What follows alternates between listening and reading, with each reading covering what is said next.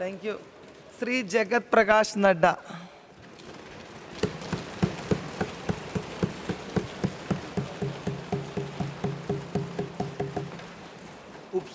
सभापति महोदया, आज मैं कॉन्स्टिट्यूशनल अमेंडमेंट बिल 128 128वें संविधान संशोधन बिल पर और उसके समर्थन में अपने वक्तव्य को रखने वाला हूं। हम सब जानते हैं कि इस नए संसद भवन की शुरुआत गणेश उत्सव के दिन से प्रारंभ हुई और कल लोकसभा में निर्विघ्न ये महिला संशोधन बिल, नारी शक्ति वंदन बिल निर्विघ्न पास हुआ और मुझे आशा ही नहीं विश्वास है कि आज यहाँ भी ये किसी भी बाधा के बगैर, किसी भी विघ्न के बगैर सर्वसम्मति से 128 कॉन्स्टिट्यूशनल अमेंडमेंट बिल पास होगा और सबकी सहमति इसमें मिलेगी। हम यह भी जानते हैं कि हमारे प्रधानमंत्री मोदी जी, मैं उनको धन्यवाद देना चाहता हूं, जिन्होंने यह नारी शक्ति वंदन बिल लाकर जो रिजर्वेशन का विषय काफी लंबे अंतराल से चल रहा था, उसको एक निर्णायक मोड़ पर लाने का प्रयास किया है। इसके लिए मैं जहां उनको धन्यवाद देता हूं, वहीं जो उन्होंने नारी के सशक्तिकरण के लिए, एम्पावरमेंट के लिए जो पिछले 9 साल में कार्य किए हैं, उसके लिए भी मैं उनको धन्यवाद देता हूं, जिसने भारत की नारी को सुधारने में और उसकी दशा और दिशा और आगे मजबूती से समाज में बढ़े, इसके लिए बहुत ही कारगर कदम उठाए हैं। और उसी कदम में यह कदम भी एक बहुत महत्वपूर्ण कदम है, जिससे नारी का सशक्तिकरण होगा और नारी को ताकत मिलेगी। शब्दों के बारे में कई लोगों का अपना अपना वक्तव्य हो सकता है, लेकिन नारी शक्ति वंदन विधेयक,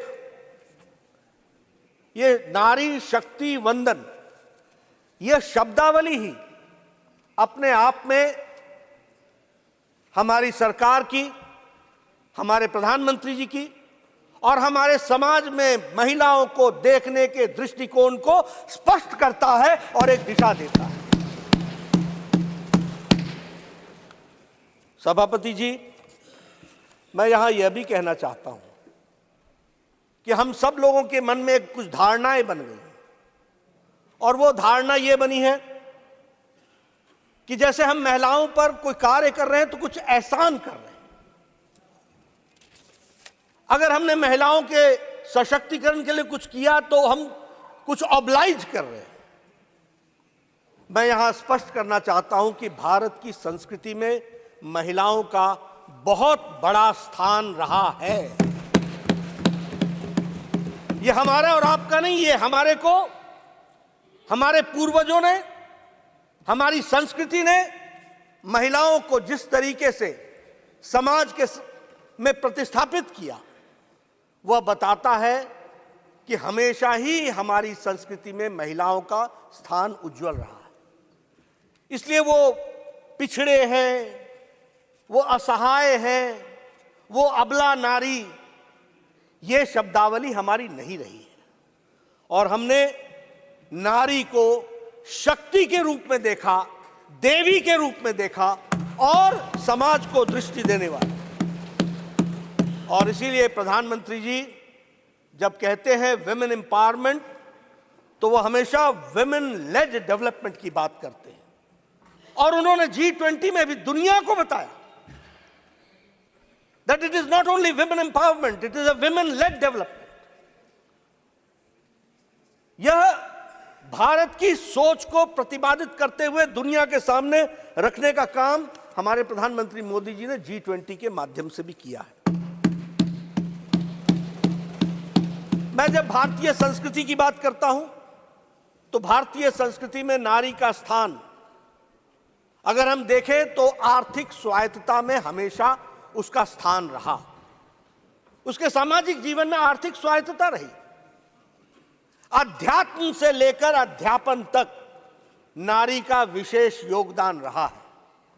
और अगर हम हड़प्पन काल की भी बात करें तो वो जो कांस्य की मूर्ति डांसिंग गर्ल है, वह बताता है कि हमारे समाज में महिलाओं को कितनी स्वतंत्रता थी और कितना इंडिपेंडेंस था, यह भी उसमें से दर्शाता है। यह दीगर बात है कि कुछ हमारे, जब हम गुलामी के काल से गुजरे, मेडिवल पीरियड से गुजरे, तो उस समय पर्दा सिस्टम से लेकर के महिलाओं का जरूर कुछ जो उत्थान का स्थान था उसमें कमी आई, लेकिन भारतीय संस्कृति में उसे हमेशा ऊर्जा का स्थान दिया गया, देवी का स्थान दिया गया, शक्ति के रूप में देखा गया। और हमारे यहां शब्दावली भी वैसी है, गौरी शंकर, गिरजा शंकर, भवानी शंकर, सीताराम, राधे श्याम। अब हमको दुनिया समझाए लेडीज फर्स्ट, ये हमारे साथ एक तरीके से मजाक नहीं तो और क्या है, हमारी संस्कृति को समझने की आवश्यकता है। और वैदिक काल में भी विदुषियों की कोई कमी नहीं थी। वैदिक काल में भी अगर हम देखें तो अगर जब शास्त्रार्थ आदि शंकराचार्य जी के साथ जब मंडन मिश्र जी का हुआ, तो आप जानते हैं उसमें न्यायाधीश कौन था? उसमें न्यायाधीश मंडन मिश्रा जी की पत्नी उभय भारती थी, यह भी हमको ध्यान में रखना चाहिए।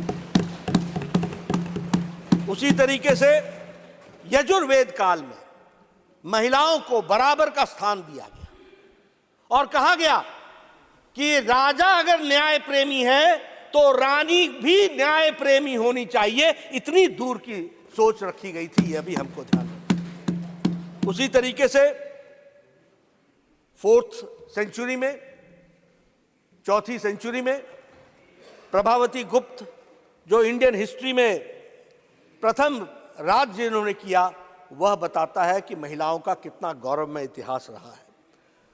रानी जीजाबाई जो मराठा रानी के रूप में जानी गई, उनका जो गाइडेंस थी, उनका जो डायरेक्शन था, उसने छत्रपति शिवाजी को हिंदवी स्वराज्य बनाने के लिए प्रेरित किया, यह भी हमको ध्यान में रखना चाहिए। अहल्याबाई होलकर जी को हम सब लोग जानते हैं अध्यात्म की दुनिया में, और उसके साथ साथ जिस तरीके से उन्होंने मंदिरों का नवनिर्माण किया, वह बताता है कि महिलाओं का हमारे सामाजिक और हमारे आध्यात्मिक जीवन में किस तरीके का स्थान रहा है। 1857 का हमारी क्रांति, और उसमें भी रानी लक्ष्मीबाई को हम नहीं भूल सकते, उनका नेतृत्व हम भूल नहीं सकते। और यहां हमारे संविधान सदन में जो कित्तूर रानी चेन्नम्मा जी की जो मूर्ति है, वह संविधान सदन में सुशोभित होकर के वह भी भारत की गाथा और महिलाओं की गाथा बताती है।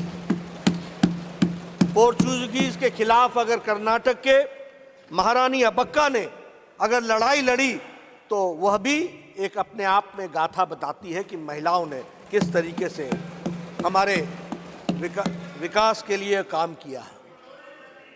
मैं ये भी बोलना चाहूंगा कि मॉडर्न टाइम्स में भी, आज के युग में भी अगर हम देखें, 21वीं शती जो है वो महिलाओं की शती है। 21वीं शताब्दी जो है वह महिलाओं की शताब्दी है। और फिर चाहे ज्ञान हो, चाहे विज्ञान हो, चाहे मिलिट्री एजुकेशन हो, चाहे सैन्य सुरक्षा हो, चाहे अर्थ जगत हो, हमें खुशी है कि आज हमारी भारत की महिलाएं अपने आप को लीडिंग रोल में लेकर के आई हैं और उन्होंने अपने आप को प्रतिस्थापित किया है और सम्मानित स्थान पर लेकर के आई हैं। It is not only the presence but it is the position, वह सम्मानित स्थान जो उनको मिला है, जो उन्होंने हासिल किया है, यह बताता है कि भारतीय नारी किस तरीके से उन्होंने अपना योगदान किया है।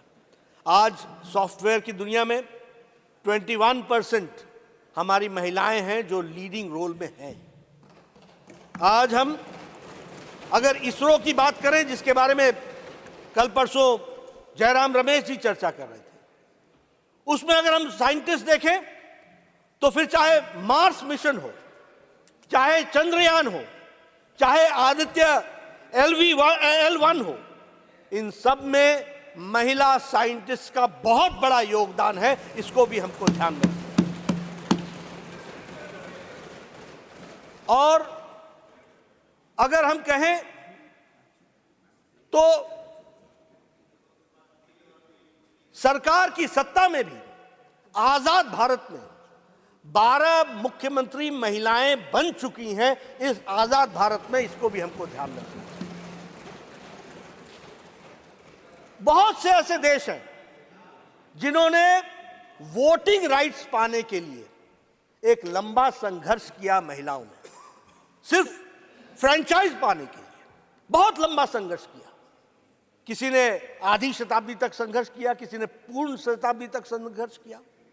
लेकिन यह हमारा सौभाग्य था कि हमको फर्स्ट जनरल इलेक्शन में महिलाओं को बराबर का स्थान दिया गया। यह हमारी सोच दर्शाती है।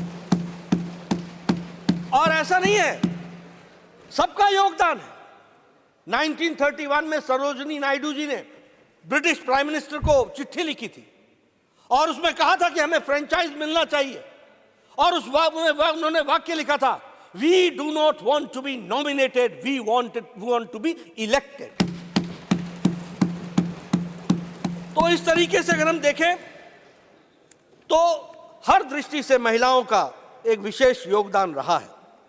और हमें यह भी सौभाग्य है कि बहुत देशों से पहले हमें प्रधानमंत्री भी महिला इस देश को बहुत पहले मिल गई, कई अन्य देशों से पहले। इसलिए हमारा नजरिया बेचारा, अबला, बेचारी नारी ऐसा कभी नहीं रहा। हमेशा हम लोगों ने उनको एक विशेष स्थान देकर के उनको आगे बढ़ाने का काम किया। हमारे कॉन्स्टिट्यूएंट असेंबली में भी 15 महिलाएं थी जिनका विशेष योगदान संविधान के निर्माण में रहा। और आज हमारे 102 एमपीज हैं यहां पर महिलाएं, जो अपने सशक्तिकरण के कारण दे आर इलेक्टेड, और वो इलेक्ट होकर के आई हैं। यह भी हमको बताता है कि महिलाओं ने किस तरीके से, फिर चाहे वो पॉलिटिक्स हो, स्पोर्ट्स हो, इकोनॉमी हो, एविएशन हो, एंटरप्रेन्योरशिप हो, सब में नारियों ने अपना योगदान किया है। इसलिए जब हम नारी शक्ति वंदन विधेयक को लाकर उनको हम सशक्तिकरण कर रहे हैं तो ये उनके ऊपर हम एहसान नहीं कर रहे, ये उनका सम्मान है, ये उनका सशक्तिकरण है, ये उनकी सहभागिता को बढ़ाने का कार्य है। यह हमको ध्यान में रखना चाहिए। मैं यहां यह भी कहना चाहता हूं कि कुछ धारणाएं हम बदल दें, और ये मैं अपने आधार पर नहीं कह रहा हूं, रिसर्च के आधार पर कह रहा हूं। रिसर्च ने यह बताया है कि महिलाओं की सेंसिटिविटी ज्यादा है। रिसर्च ने यह भी बताया है कि महिलाओं की सेंसिटिविटी वाले विषयों पर डिसीजन मेकिंग कैपेसिटी ज्यादा तेज है और ज्यादा फास्ट है। मुझे याद है 1993 में मैं पहली बार विधायक बनकर के बीजेपी ग्रुप का नेता बना था। उस समय पंचायतों में रिजर्वेशन हुआ था विमेन का, और जब हम समाज में घूमते थे तो पता नहीं पुरुष प्रधान समाज क्या क्या बातें करता था। ये कुछ नहीं कर सकेंगी, ये तो पता नहीं सरकार ने क्या सोच लिया है, ऐसे थोड़ी ना काम चलता है, ये क्या जाने। इस तरह की बातें हमको सुनने को मिली थी। मैं इसका फर्स्ट हैंड विटनेस हूं।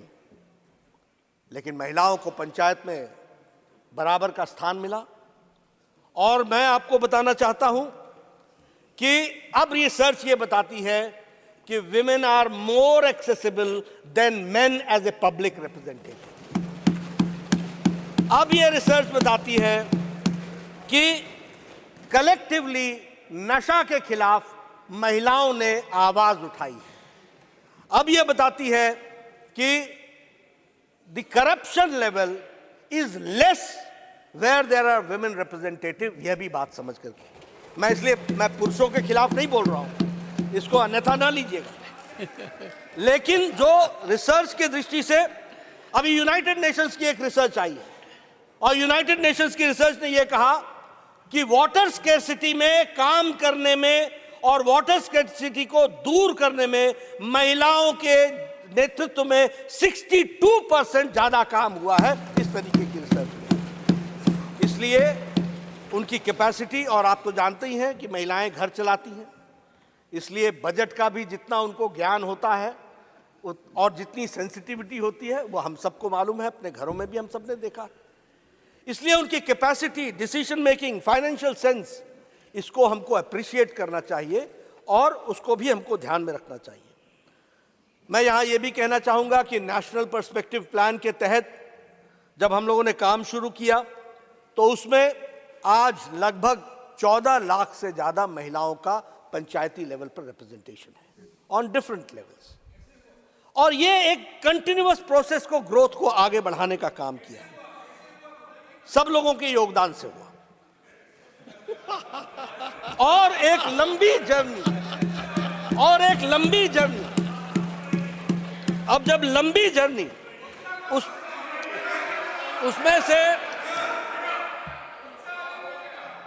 उसमें से इस कार्य को आगे बढ़ाने का काम किया। एक बात बताऊं मैं आपको, माननीय नड्डा जी, जब चारों तरफ देखते हैं तो जब नई नई पंचायत व्यवस्था आई थी और गांव में जाता था तो पूछता था कि आप कौन है, मीटिंग में आते थे, कहते थे मैं सरपंच पति, मैं प्रधान पति, मैं जिला प्रमुख पति। ये कल्चर चालू हुआ था, वो कल्चर अब खत्म हो गया है जी, and that you can see all around. Yes.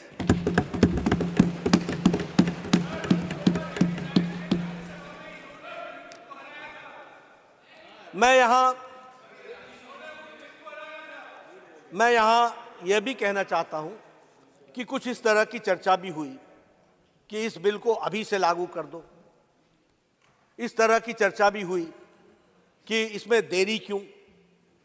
मैं यहां स्पष्ट करना चाहता हूं कि कुछ संवैधानिक व्यवस्थाएं होती हैं, कुछ संवैधानिक तरीके से कार्य करने का तरीका होता है।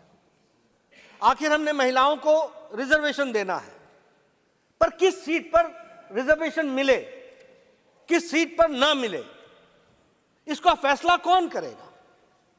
इसका फैसला सरकार नहीं कर सकती, ये कौसा है जुडिशियल बॉडी करती है। उसको नॉमिनेट करना पड़ता है,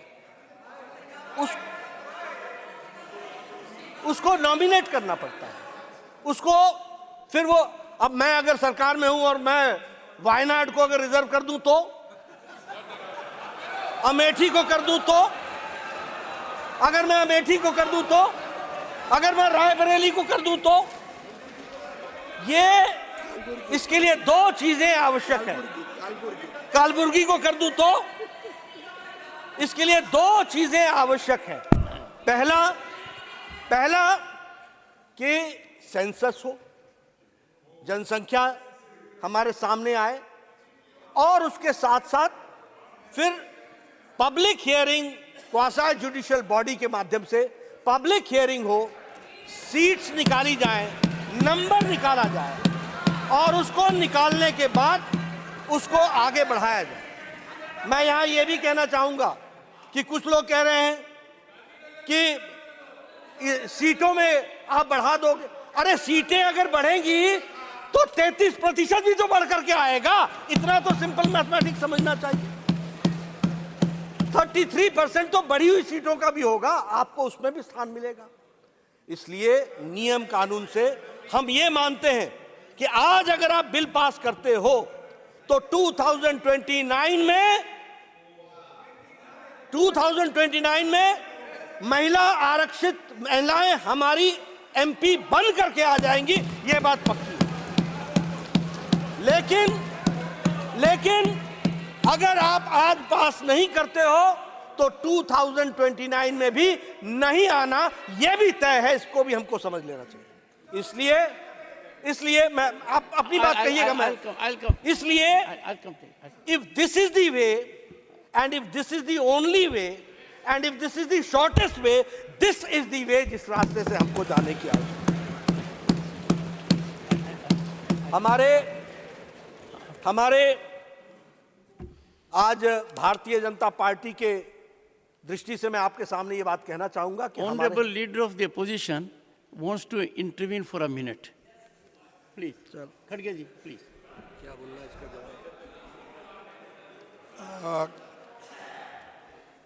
इसका अमेंडमेंट करने का कोई दिक्कत नहीं है।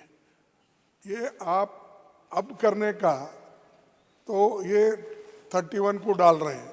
इसका मकसद क्या है कि बिल ऐसा ही चले। नहीं, आप ही ने कहा 29 के बाद ये सब 29 को नहीं, मैं सर जब पंचायत में रिजर्वेशन के लिए होता है, जिला पंचायत का होता है, तो ये वुमन रिजर्वेशन का क्यों नहीं होता? आज करो। और मैं एक कबीर का दुआ सुनाता हूँ, कल करने का आज करो, आज करने का अब करो, और फिर तो पल में प्रलय होगा तो फिर करेंगे कब? पल में प्रलय होगा तो फिर करेंगे कब? मिस्टर नड्डा, तो इसीलिए आप आज कीजिए, वी आर रेडी। वो इलीगल नहीं होता, जुडिशरी नहीं होता, कुछ नहीं। मैं यहाँ ऑनरेबल मेंबर्स, वन सेकंड सभापति जी, honourable members, one second please सभापति जी, ऑनरेबल मेंबर्स, सभापति जी, one second, sir. We are the upper house. We are the house of elders. If there is a reflection that there is a legal working mechanism, a constitutional process, then rather than play the other way around, we have to look into the real legality of it. And he is focusing on legality of it. Please go ahead, sir. सभापति जी, मैं यहाँ एक बात स्पष्ट करना चाहता हूँ। Bharatiya Janata party का इंटेंशन कोई अपने आप को स्कोर करने का नहीं है, कोई पॉलिटिकल एडवांटेज लेने का नहीं है। हमारा उद्देश्य महिलाओं का सही मायने में सशक्तिकरण करने का है। अगर हमको पॉलिटिकल एडवांटेज लेना होता तो हम कह देते हम अभी कर लेंगे। जो काम नहीं हो सकता, मैंने कहा this is the only way and this is the shortest way and this is the correct way, that we have to understand. ऐसा है आप लोगों ने ये जो नो कर रहे हैं ना, इसीलिए आपको उधर बैठा दिया, क्योंकि शासन करने नहीं आया। 30 साल से कोशिश अगर शासन करने आता तो अगर आपको ये मालूम होता कि कुछ नियम कानून भी चीज है। अब no, I am not going to yield, no I am not going to, no I am not going to, no sir, please, no sir, please, खड़गे ji, no please, he is not yielding, he is not yielding.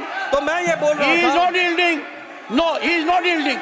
I gave you time when he yielded, he is not yielding. Please continue. बोल रहा था कि please continue, nothing will go on record except what Mr. Nada, nothing will go on. Venugopal बैठ जाओ यार। No, he is not yielding. No. ऐसा है, मैं फिर कहता हूं कि सरकारें नियम कानून से चलती हैं और नियम कानून के कुछ लिमिटेशंस होते हैं। हम जो मोदी जी जो काम करते हैं वो पक्का काम करते हैं, कच्चा नहीं करते, और इसीलिए पक्के तरीके से महिलाओं का सशक्तिकरण किया जा रहा है। मैं फिर आपसे बोलूंगा, मैं यहां यह बताना चाहता हूं कि भारतीय जनता पार्टी के अध्यक्ष के रूप में मैं यहां यह भी स्पष्ट करना चाहता हूं कि भारतीय जनता पार्टी हमेशा महिलाओं को स्थान देने में हमेशा अग्रसर रही है।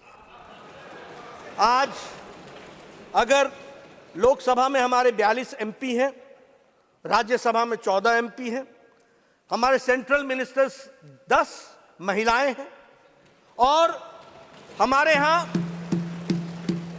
हम पहली पार्टी हैं और अकेली पार्टी हैं जो संवैधानिक तौर पर 33% आरक्षण महिलाओं को देते हैं हर समिति में।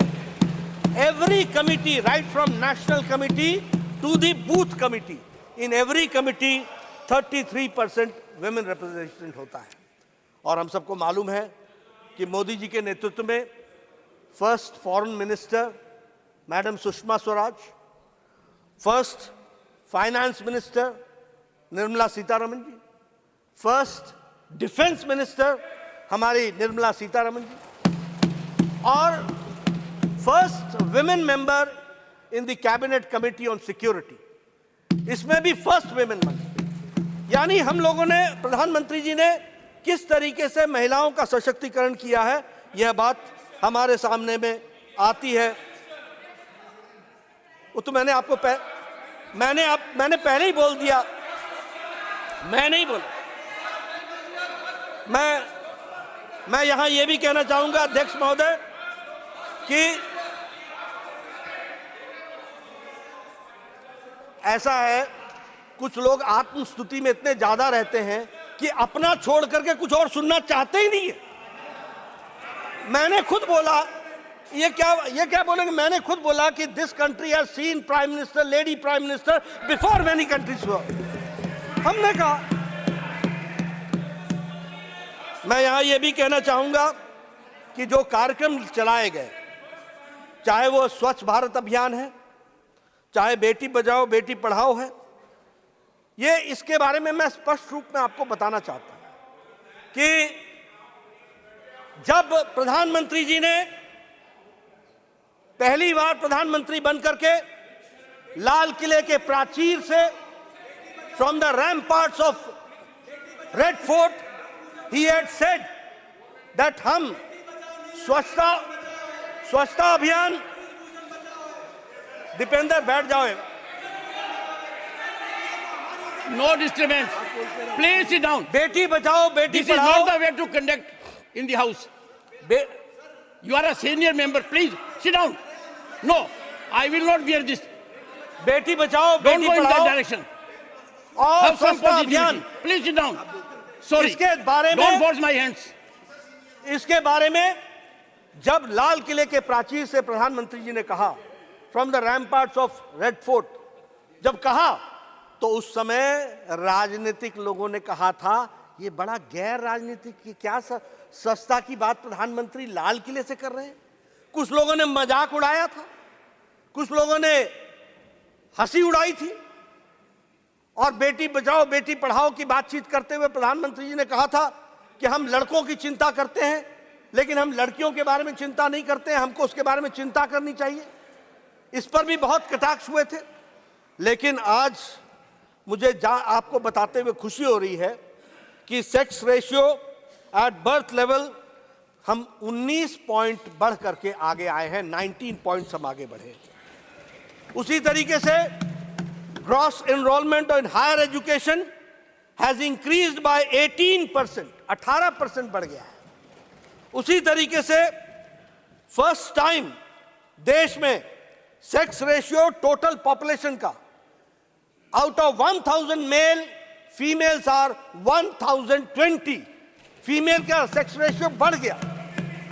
ये आज बेटी बचाओ बेटी पढ़ाओ का हम सबको ध्यान में आता है कि हम सबको उसका क्या फायदा मिला है। जहां तक स्वच्छ भारत का सवाल है, 11 साढ़े 11 करोड़ इज्जत घर बनाना, मैं यहां बोलना चाहता हूं, 50 साल से ज्यादा आप राज किया आपने। हम लोग भी जब नेशनल हाईवे पर जाया करते थे तो झुंड की झुंड महिलाएं अपने दैनिक नित्य क्रम के लिए हाईवे से गुजरती हुई हम देखते थे। हम देखते थे कि वो सूर्यास्त और सूर्योदय का इंतजार करती थी, क्योंकि उनको अपना दैनिक नित्य कर्म उससे पहले करना होता था। क्या स्थिति थी और संख्या क्या थी? 12 करोड़। कभी सोचा नहीं था, कभी समझा नहीं था कि ये कैसी समस्या है। समझते भी कैसे? अगर सिल्वर स्पून से के साथ पैदा होते हैं, वो क्या जाने गरीब का दर्द, वो समझते हैं तो प्रधानमंत्री मोदी जी समझते हैं कि गरीब का दर्द क्या होता और गरीब बहन की तकलीफ क्या होती। आज 12 करोड़ बहनों को इज्जत घर दिया गया है। 12 करोड़ बहनें जब हम बोलते हैं तो 12 करोड़ चिल्ड्रन भी साथ में जुड़ते हैं, 12 करोड़ फैमिलीज भी साथ में जुड़ती हैं। किस तरीके का उनके साथ बर्ताव होता था, क्या क्या उसके साइड इफेक्ट, बैड इफेक्ट्स होते थे, वो सब हम सबको मालूम है।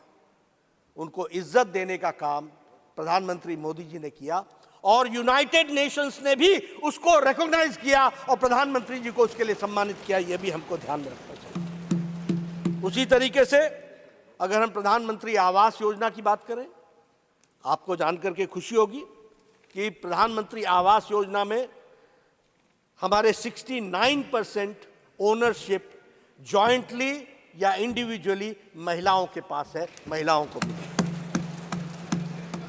एलपीजी गैस कनेक्शन, मैं हिमाचल के गांव से आता हूं, मुझे मालूम नहीं कि आप लोगों ने गांव को कितना देखा होगा, लेकिन हमारे यहां गांव में बहनें सुबह 4 बजे उठती थी, जंगलों में जाती थी, पेड़ों पर चढ़ती थी, लकड़ी काटती थी, लकड़ी का बोझा लेकर के आती थी, सुबेरे उस लकड़ी को जलाती थी।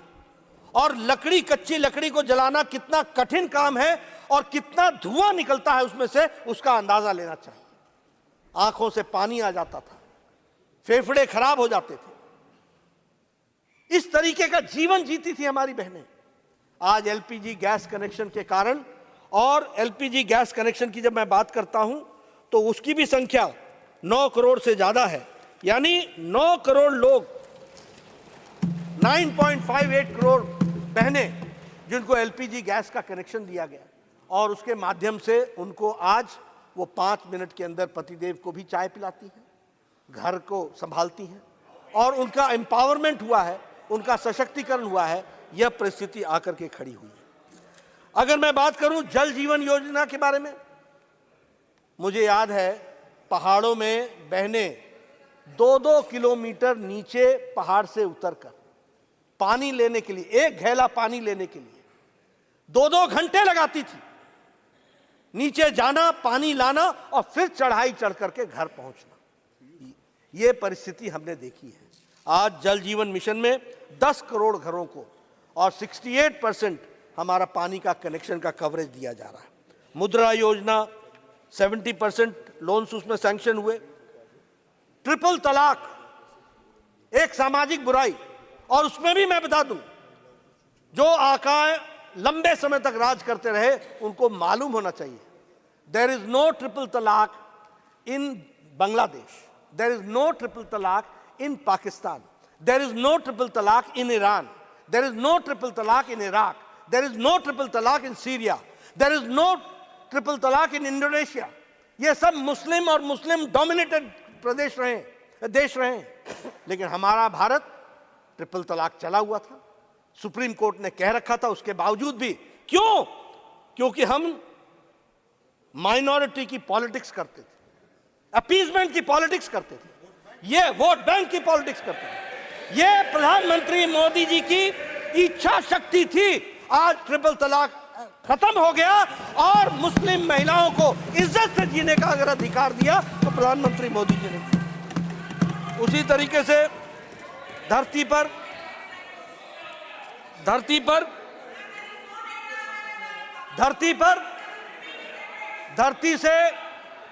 से चंद्रयान को साउथ पोल पर लैंड करने वाले स्थान को भी प्रधानमंत्री मोदी जी ने शिव शक्ति के नाम से पहचाना। वहां भी शक्ति, महिलाओं को जोड़ने का और उसकी बात को कहा गया है। मैं इसके साथ साथ यह भी बोलना चाहूंगा, टाइम में से बोल रहे हैं। मैं यहां यह भी बोलना चाहूंगा कि ये सारी महिला सशक्तिकरण के कार्यक्रमों के माध्यम से देश को आगे बढ़ाने का काम किया है, और इसी में आज एक नई कड़ी जुड़ रही है, और वो है महिला शक्ति वंदन का विधेयक को पास करना। मैं सभी से तो अपील करूंगा ही, लेकिन इसके पहले कुछ और विषय भी मैं आपके सामने रखना चाहूंगा।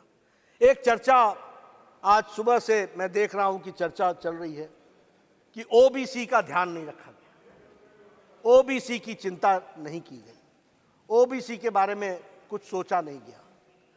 ठीक है, राजनीति में इस तरीके के वक्तव्य चलते हैं, और वक्तव्य चलते चलते यहां तक पहुंच गया कि 70 सेक्रेटरी में 3 ही शायद ओबीसी। अब मैं इसमें सिर्फ ज्ञानवर्धन करना चाहूंगा, मैं ज्ञानवर्धन करना चाहूंगा कि कालेलकर की रिपोर्ट नेहरू जी के टाइम की, कहां पड़ी हुई थी? मंडल कमीशन इंदिरा गांधी जी के टाइम पर, राजीव गांधी जी के टाइम पर कहां पड़ा हुआ था? क्या हुआ उसका? क्या कर पाए उसको? 1992 में सुप्रीम कोर्ट ने कहा कि आप सर्विसेज में ओबीसी को रिजर्वेशन दीजिए, और 1995-96 में एससी, एसटी और ओबीसी कैटेगरी सर्विसेज में जुड़ी और ऑल इंडिया सर्विसेज में जुड़ी। अब आप बताइए कि आज सेक्रेटरी के एम्पैनलमेंट का जो कट ऑफ ईयर है वो है 1992। जो सेक्रेटरीज हैं वो 1992 बैच के नीचे के लोग हैं, पहले के लोग हैं। अब मैं आपसे पूछता हूं कि 2004 से 2014 तक कितने सेक्रेटरी ओबीसी थे और कहां थे वो ओबीसी के सेक्रेटरी, किस क्राइटेरिया में थे? जरा हमको इसका ज्ञानवर्धन कीजिए। देखिए, मैं बार बार बोलता हूं, लीडर को लीडर बनना पड़ेगा, ट्यूटर से नहीं चलता काम। ये ट्यूटर्ड स्टेटमेंट से नहीं चलता है काम, और वह भी ट्यूटर अगर कोई लीडर हो तो भी समझ में आता है। ये एनजीओ को लेकर के आ जाते हो, जिन एनजीओ को जिनको आता न पता न सता, कोई चीज जानकारी नहीं, वो आपको समझाते हैं और आप बोल करके सोचो I was shocked and shattered and shocked. अरे भाई, शौक तो लगना ही था, जब पढ़ना ही नहीं पूरा तो शौक ही लगेगा, और क्या होगा? ये परिस्थिति आकर के खड़ी होती है। लेकिन मैं यहां ये बताना चाहूंगा,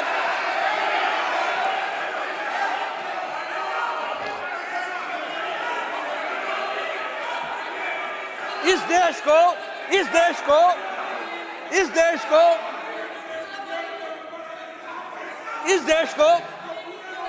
सर पॉकेट में हाथ रख करके भोला नहीं जाता है।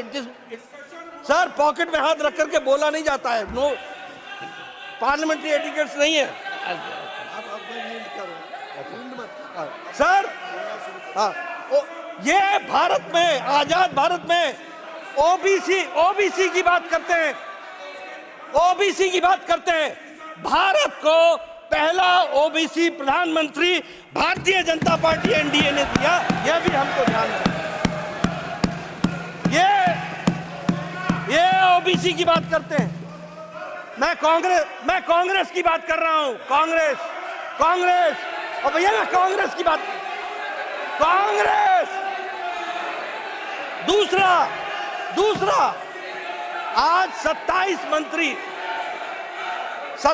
मंत्री ओबीसी के हैं, 27 मंत्री, और हमारे एमपीज। मैं सर कांग्रेस की बात कर रहा हूं, उनकी बात नहीं कर रहा हूं। देवेगौड़ा जी हमारे हैं।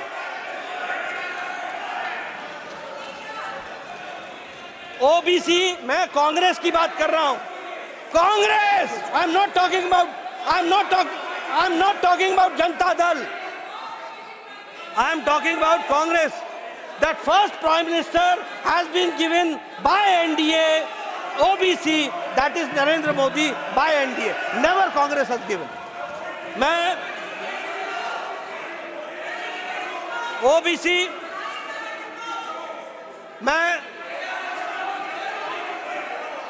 मैं आउट ऑफ 303 बीजेपी के एमपी हैं, 303 में 85 यानी 29% हमारे एमपी ओबीसी के हैं। यह भी हमको ध्यान में रखना चाहिए। उसी तरीके से 1358 एमएलए में 27% ओबीसी के हैं, 27%।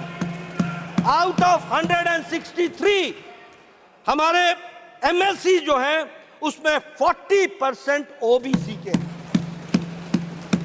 मैंने जैसा कहा कि 303 एमपी में 85 यानी 29% MPs are from OBC community. Out of 1358 MLAs we have 27% OBC.